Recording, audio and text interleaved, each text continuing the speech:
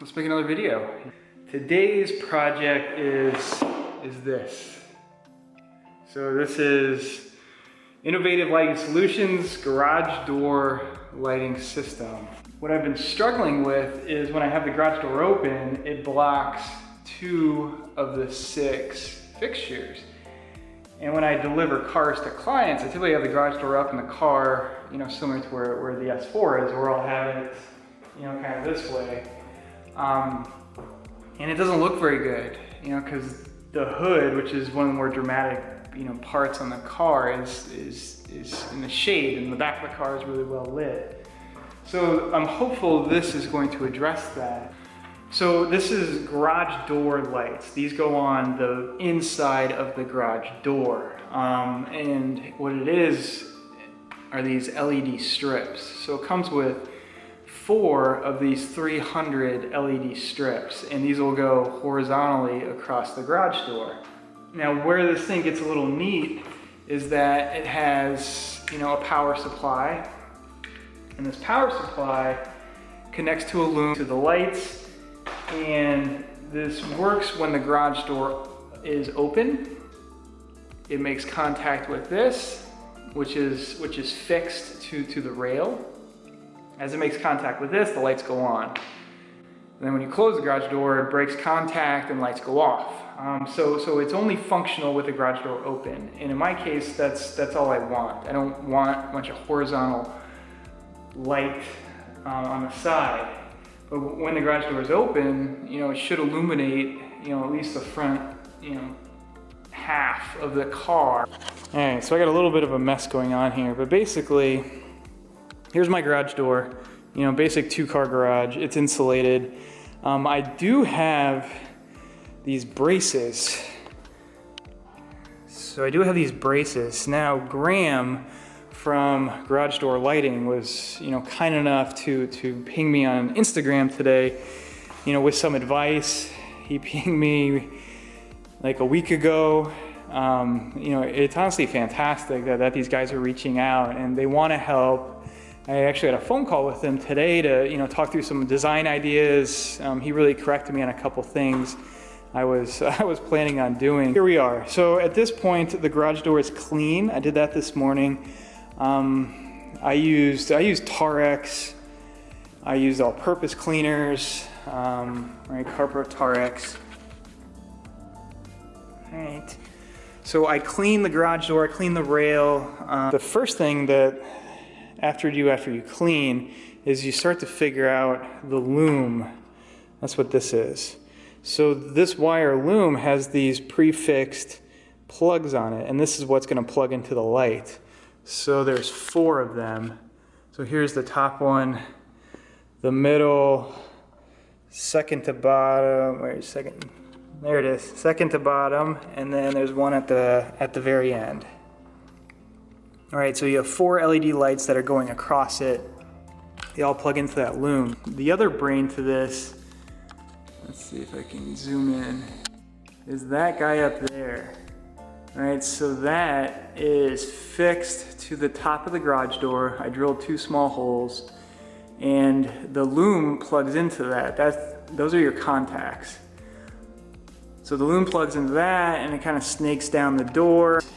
They said this was step 4. I really did this first because I wanted to figure out this whole loom situation. So you mount that, the loom comes down, and then I started playing with, okay, where do I mount these lights? So this guy is what we're gonna get light from. So these are the 300 LED. Now they are 6,500 Kelvin. My garage lights are 5,000 Kelvin, so these are gonna be a little more blue. That's not ideal, but we're gonna make it work. After you clean it, you put down double-sided tape, and that's gonna run the entire length of the garage. All right, so there are the LEDs. All right, and this is the plug. So this plug is gonna go into the harness, right? And that's what's gonna give it power.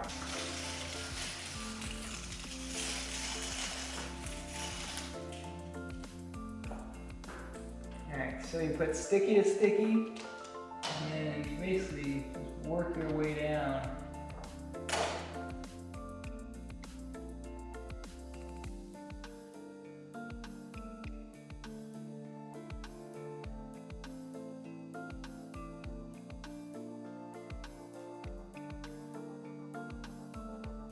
Okay, so that part's pretty self-explanatory, right? You're putting the LED lights sticky to sticky on top of the double-sided tape.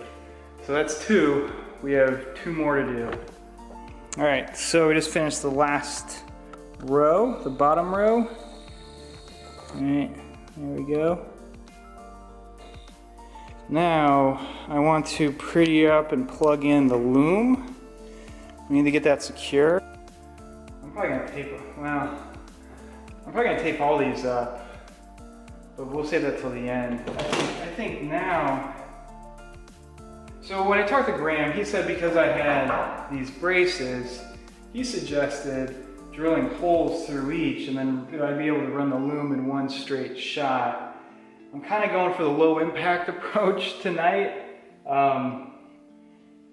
So I'm not drilling anything. I drilled 2 holes at the top for the brace, but everything else, I mean, can honestly be ripped off in no time.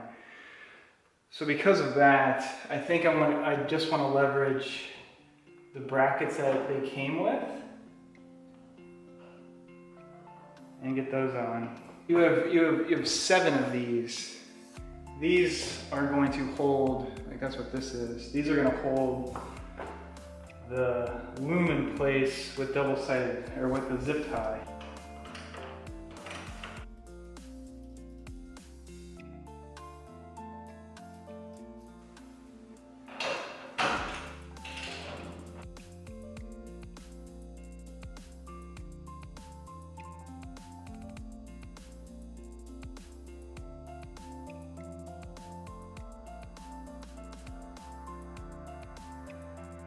So we are loosely wired. Honestly, it looks a little worse than what I thought. Obviously, I can snip off the end of the zip ties, but I think Graham was definitely onto something. The zigzag of the loom makes it way more noticeable. I really think that's just a function of these brackets, right? Because that's causing it to come out. You have plenty of room to run through. Now, Graham initially said to run it behind those, but I couldn't fit this behind it. So I think I'm gonna try that again. But it's up there.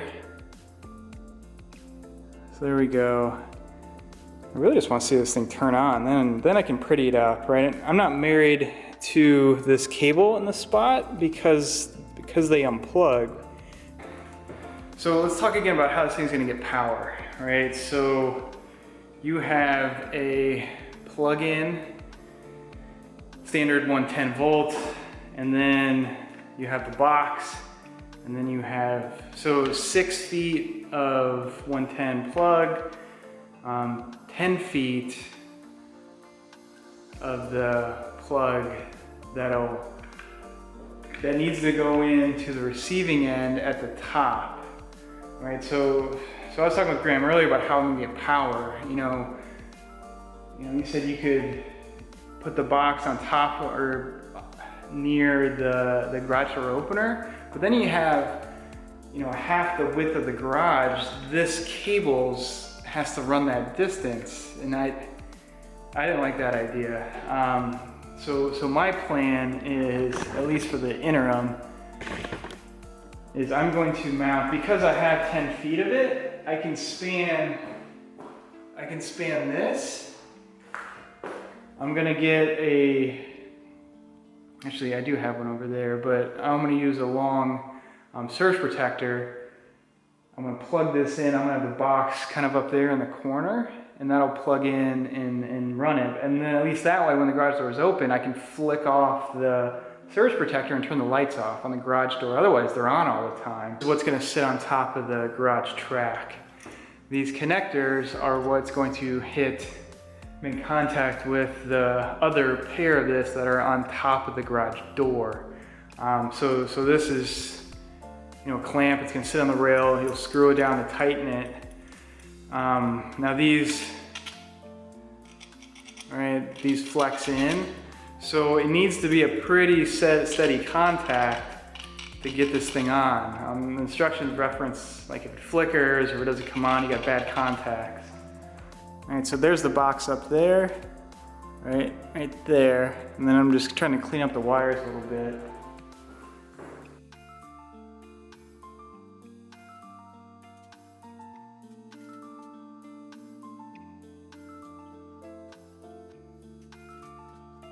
This looks worse than what it is, but basically, all right, I got my box up there. I loosely zip tied it.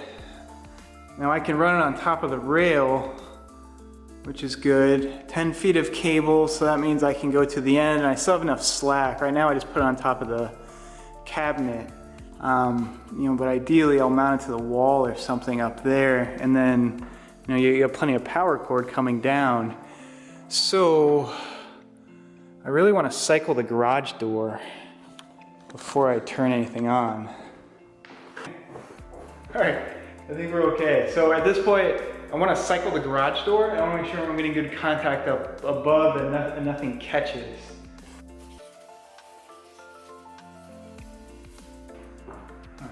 I think a smarter person would have moved his car outside, but. All right, so the question is that enough contact? If the thing's flexing, I would like to see that a little more firm, but I don't know. It's definitely touching, and I've good, that's a pretty good fit. Fingers crossed, let's plug it in. I should move the car. No, I'm not gonna move the car. Oop.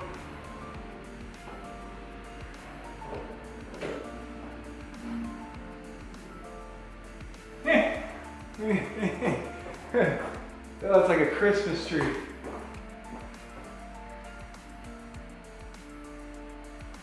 Oh, that's funny. Yeah, let's look at this. Alright, so right now I just have a fabulous extension cord. Oh, it's got a little fan.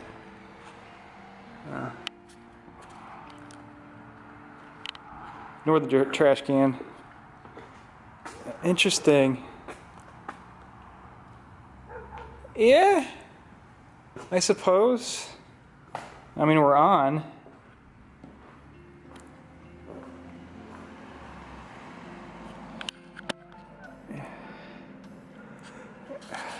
I mean, this is one of the drawbacks of LEDs, right? So all my bulbs up here are all diffused. These guys are not diffused. It's not showing in camera, but they're not diffused. So you get the effect.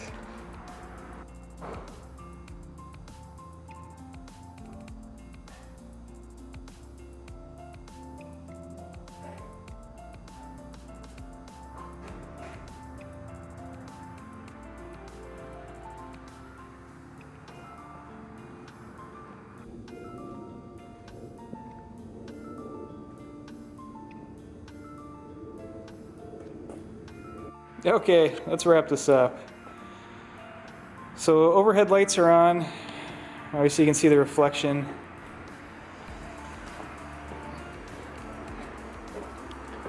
We have our backlight on. Honestly, they're not as bright as what I thought they'd be. I need to check what the lumens is.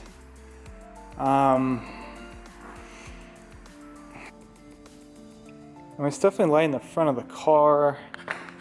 They stop, call it mid-hood. I call it back of the hood, they stop. So right now the only light in here is the little garage light, my back wall light. And then we turn my big lights on.